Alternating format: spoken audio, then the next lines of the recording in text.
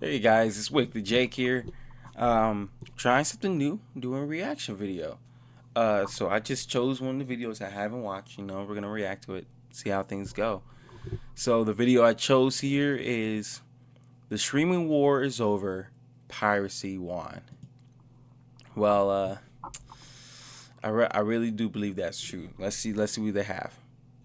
Disney Plus, HBO, Paramount, Hulu, and Amazon Video. Then add the stuff that's not even on those platforms. I'm sorry, Mr. Whitaker, I couldn't hear you. What did you say? I said, God help me. And if you're like most people, and I know I am, you're probably paying so much per month that when you look at your credit card statement, you probably don't even understand why you're paying for half of the stuff that you're paying for. No, that's Dude, I don't have a credit card, but it's still the same issue. I'm paying for stuff, and I don't know how much stuff I'm paying for. That's why I'm scared to do all the subscriptions and whatnot. I just can't. $430,000 in 1 month, Jordy? Huh? $430,000 in 1 month. Meanwhile, while you choose to be a good, law-abiding human being, Where'd you get the car? And the suit. I stole them both. A car from your wife, suit from your grandmother. somewhere in so the it's black shadows, man. there's piracy. Quiet, messy, and controversial. Doing something no one expected. I don't know if you remember this, but back in the day, we thought pirating movies and shows was over. But guess what? It didn't just survive, it adapted. And now it's coming back and it's getting bigger and bigger than anyone would have ever thought. Movie rights holders are now beginning to target people who illegally stream content online. This is being done with lawsuits that could cost thousands, and a Supreme Court of Canada ruling expected out today could potentially open the floodgates to even more court cases. Could also lead to a spike in your home internet bill. In order for us to understand what's really happening, we need to take a look at something. One of the major reasons piracy started making a comeback is the fact that so many people are starting to feel broke. And it's not just some people, it's society itself. Okay, you don't just feel broke. We are broke. Okay, it is so hard to handle with all this stuff, all these bills, all these necessities. It's expensive. It runs your pockets. And half of them are unnecessary. It's unnecessary to be that high. So, I don't understand. From almost everywhere around the world. When you take a step back, you realize that everything is expensive. Food, water, and living itself, and even breathing. So many people will tell you that it's not that bad, but guess what? It is. Whoever says that must be living in the top 1%. Like, what? I think that internet swapping and trading of different things is pretty cool, man. Kids want to listen to music, you know? I don't think bands should be so concerned with making every penny that should be squeezed out of everything. It's like, I want kids in Thailand to rock out when we show up at Thailand, you know? I don't care if they bought the record or not. If they download it off their computer, right on. If they taped it off to their friend, right on. It means they like music. I think people are too concerned with, like, it's going to kill the record industry because we're not going to be able to make every penny. So here's the deal. That's, oh my gosh. It's because people are so focused on the money that I'm going to just say this. 90% of the problem going on is because people are greedy. The most powerful are greedy. They're causing all these problems because they want every dollar. And it's stupid. Like, why can't I enjoy a hobby without being broke?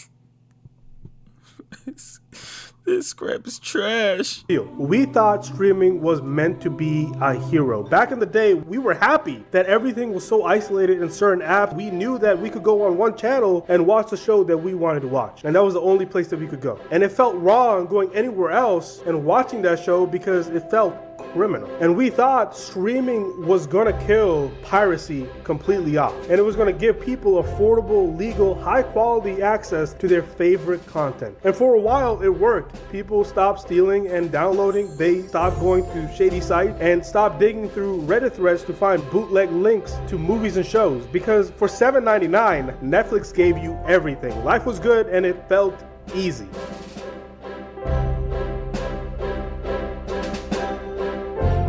But then as time went on, the big studios got greedy. They looked at Netflix printing money and thought, we want what they have. Subscriptions, guaranteed money. So they all... Okay. Now here's the whole nother thing.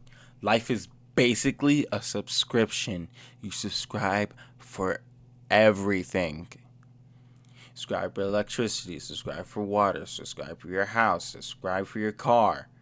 You're subscribing for everything. And it's insane. I'm not fully into life yet. And I'm only partially in. And I'm already looking in like, nope, I can't do this. I gotta pay $500 a month. I mean, I understand you have responsibilities. This is the way, discipline. But it gets to a point where stuff gets unnecessary. I'd rather pay the car off, Why do I have to keep... And with streaming services... I should not be paying $20 a month to watch streaming movies. Bro, just go to the movies. And it's bad over there. I just can't. launched their own platforms. First it was Hulu, then it was Disney Plus, then it was HBO Max, then it was Peacock, then it was Paramount Plus, then it was Apple, then it was Discovery Plus, and then it was ESPN Plus, and then it's just plus. Hey. There's so many streaming services, and all your shows aren't on one streaming service. You have to pay for all of them, and you end up paying for $100 just to watch what you want to watch. Most of the content on streaming services is garbage.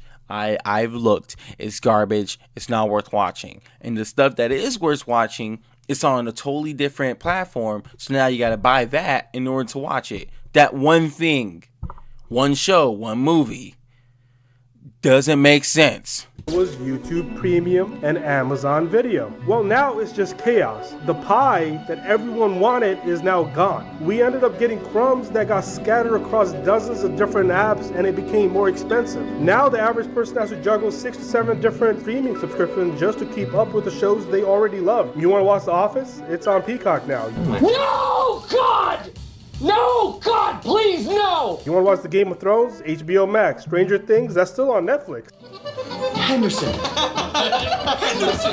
He's back! He's back! I'm back! You got the job! You got the job!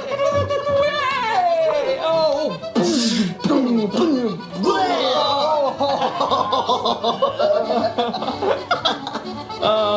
How many children are you friends with?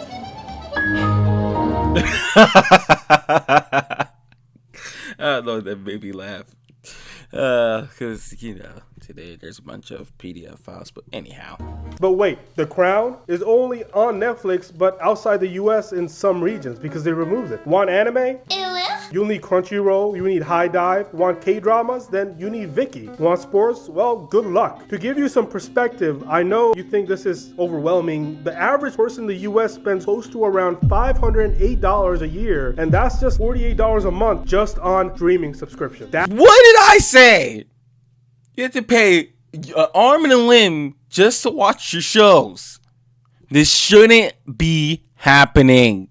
That number right there, yeah, it puts it into perspective, doesn't it? The system that was supposed to replace cable just became cable again. Except this time, it's even less convenient, it's more expensive, more restrictive, and more annoying. And so many people started looking for another option again. And waiting in the shadows was piracy. But this isn't piracy, you remember, not LimeWire or sketchy zip files anymore. This is a generation of piracy that is slick. It's modern, it's called streaming. Platforms like F Movies, Soap Today, 123movies.la, and WatchSeriesHD.tv have risen and grown to take over the underground. And now it's not even the underground anymore, it's actually above the ground because of so many people being attracted to it. And this time, they're not hiding behind blinking ads and pop-ups anymore. These websites are fast, well-designed, and in many cases, more user-friendly than the legitimate platforms we pay for. Some of them mimic Netflix down to the layout, but without the ads, the login, or buffering. They've got the full catalog, global content, HD streaming, streams, subtitle support, even continued watching queues. In countries where certain shows or movies are delayed or geo-blocked, these sites become the only place where people can even access the content in real time. Apps like Pikachu, massively popular in India and Southeast Asia, are literally mini pirate Netflix apps that stream US shows, movies, and sports, and anime all in one place for free. And we're not talking about 200 people using this stuff, we're talking about millions, billions of site views and visits per year across the globe.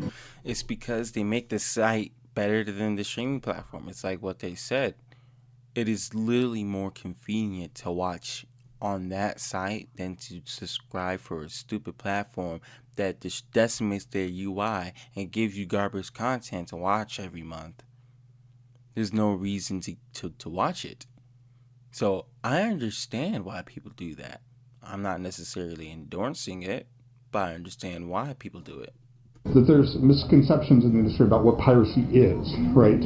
You know, there's assumption that what is piracy? Piracy is about people who want to steal stuff from you, right? That they don't want to pay any money and they want to get your content. But when you look at the fact that these people have, you know, $2,000 PCs and, you know, they're spending $50 a month US more on their internet connections, clearly they're willing to spend money. In fact, recent data...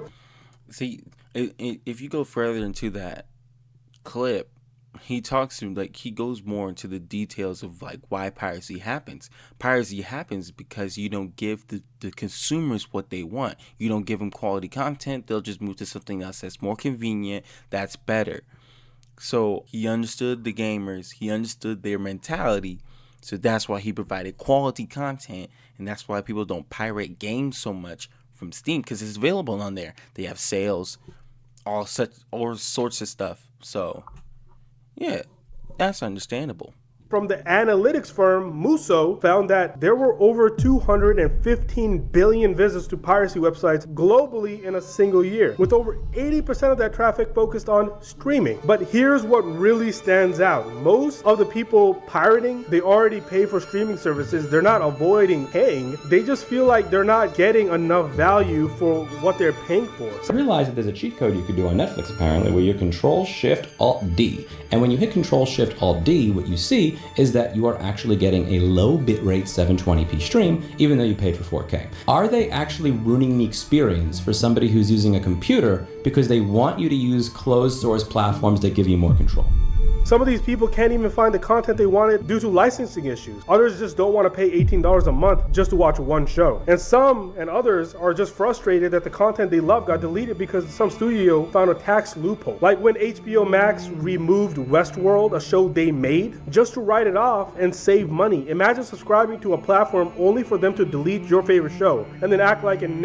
No. HBO... They screw the people who love cartoons over so much, like just anime, period. They took off all the shows and expected them to pay the same price? Heck no. Yeah, I'm moving on a different platform. Yeah, I'm doing something else.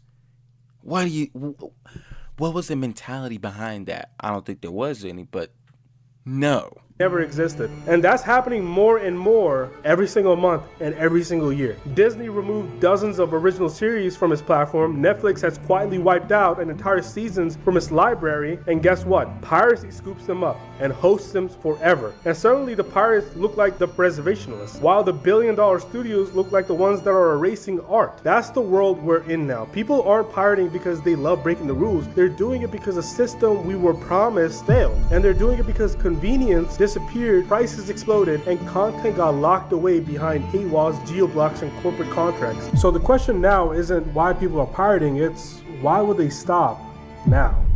Picture your life in a place where everything you do, what you buy, how you behave, is tracked. They have an unprecedented level of control when it comes to the choices, communications, and private transactions that citizens are making.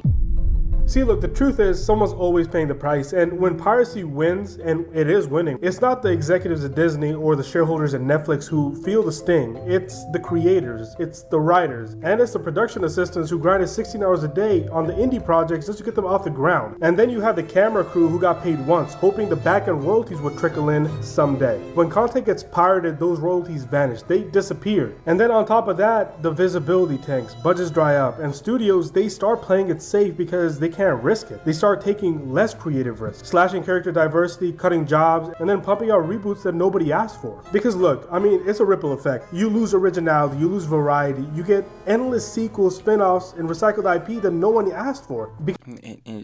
It's so numbing. Like, people just, there should not be 9 Fast and Furious sequels. I've yet to finish 1. So why make 9?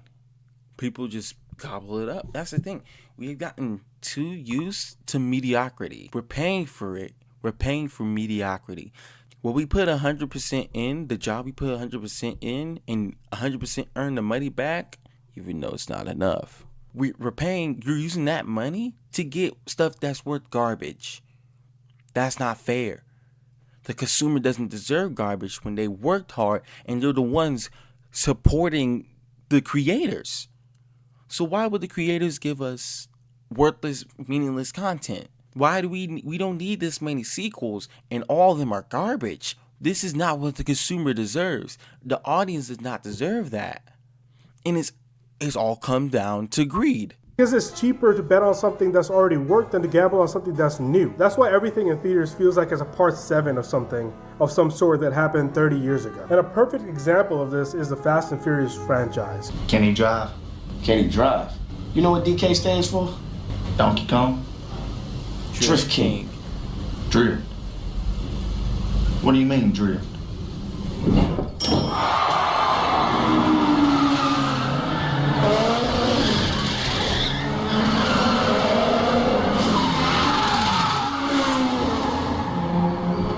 Still need a dictionary? Like, seriously, these guys went from street racing to fighting nuclear bombs. Like, where does it end? But don't get me wrong, the studios do fight back. They sue piracy websites like almost every other month. But the thing is, they take down mirrors because that's exactly what these piracy sites are. Sometimes they might block the domains, they might blacklist or push stricter copyright laws, but the thing is, you shut down one and 3 others pop up in a different country with completely different laws and different names. A perfect example was a website which was called Soap Today, which got taken down for like a week, and then right as soon as it was taken down, 16 other websites popped up with the same exact UI. But here's that's the thing. When it comes to piracy, you don't mess with people. You don't mess with people's money, kind of like that. You take away their source, 10,000 other people gonna make something, because lots of people don't want to be stuck in that loop of just paying for trash again. So yeah, we gonna make more stuff. I'm not necessarily saying I'm doing that. I don't want to be taken down, but I'm just saying that's why people do it. The kicker. The more aggressive the crackdown gets, the more people start sympathizing with the pirates themselves. Because, look, the pirates right now are considered the Robin Hoods. People don't want to be treated like criminals for trying to watch a show that used to be free with their subscription last month, that they paid for. And they don't want to pay for more and get less and be told it's their fault for sharing their account with their cousins. See, look, I mean, it's creating a divide, not just between the users and the platforms, but between the artists and the audiences. The people who actually care about the good content are caught right in the middle. They want to support the industry, but the industry keeps on making it hard to do the right thing. Every week, there's another thing I have to make a password for, another thing I have to sign up for, and it drains my bank account, and I'm just so sick of it! But look, there's something deeper that's happening here, something that goes beyond prices and platforms or which show is available where. People are starting to emotionally check out of this entire streaming ecosystem. We're tired. I mean, you're tired. I'm tired. Tired of paying more for less. Tired of opening Netflix and seeing nothing new worth watching. Tired of being treated like we're the problem for sharing passwords, when the real problem is the studios milking us dry while cutting corners at every opportunity they see. There's a sense of fatigue, not just financial, but spiritual. That's the thing. That's what I was saying. If you're not going to put the effort into making the content, why should we make the effort into paying for said content? No one wants that. I say no one, but people still pay for it because it's, people are people. But why are you going to make us the villain for not paying for the content, and you didn't do anything to make it good. It's like you put in a plant and you don't water it and expect it to be a great tree. No. Spiritual. Like, why are we even doing this anymore? Why are we paying?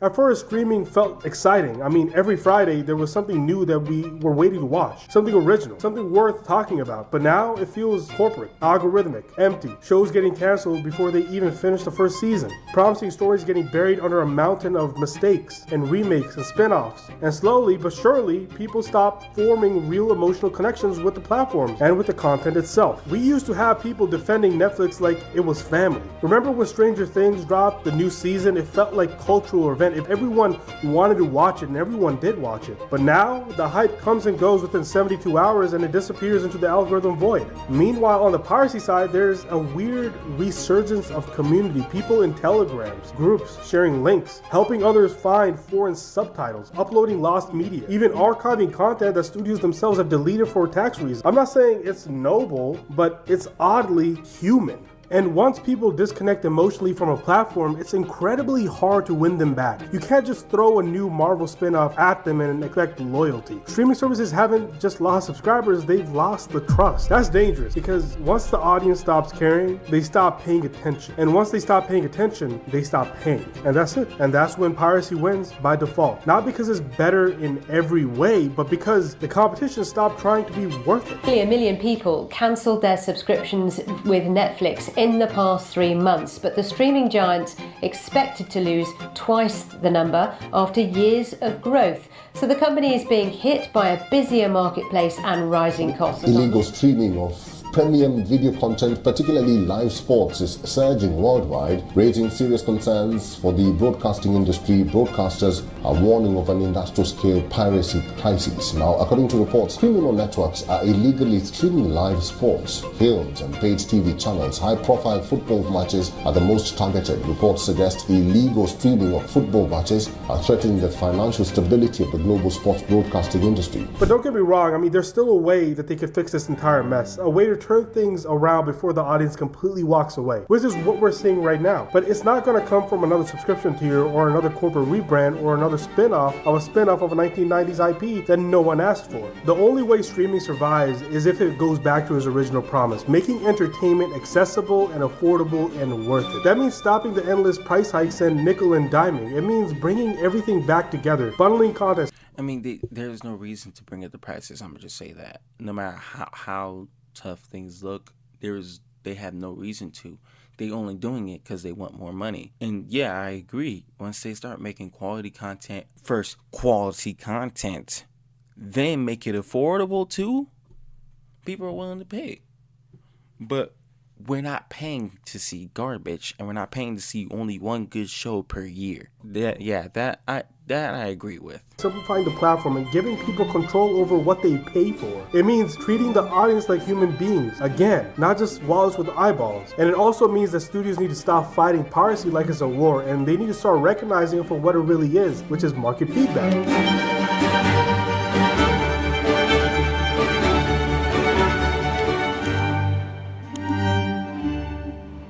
Piracy isn't just about stealing, it's about gaps. Gaps in access, gaps in affordability, gaps in trust. Fix the gaps and people will come back. Because people don't want to be pirates, not really. They want what's fair, they want good content. And the men behind one of the world's top websites for illegal file sharing are sentenced to 1 year in prison. The runners of the Pirate Bay are found guilty of promoting copyright infringement.